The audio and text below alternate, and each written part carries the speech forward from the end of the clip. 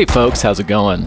I wanted to talk a bit about my workflow for using FazePlant to create audio for dynamic animations, specifically the Garden Knight boss's swords, energy, fire, and whoosh sounds in the linear redesign I'm currently working on for Tunic.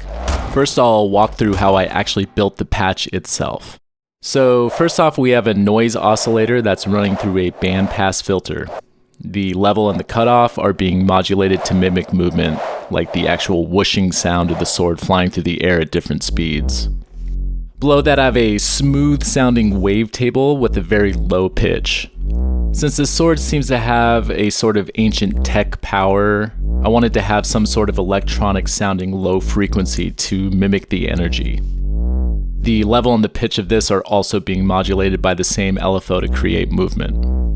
Finally, I have a sampler with audio of a roaring fire to mimic the flames coming off of the sword. I also have the LFO affecting the level and the pitch of this sample as well. And I have this going through some pretty heavy distortion to beef it up. And then a high pass filter to make room for the low energy oscillator in the sub region. Then I just have this one LFO table affecting every parameter I'm modulating. I chose an LFO table so I could draw out the curves to match the animations exactly, and then change to the next frame for a different animation.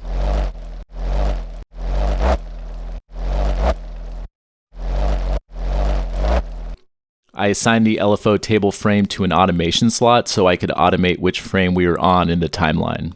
This way I could line up all the animations but still retain control over the actual sound so I can change that later.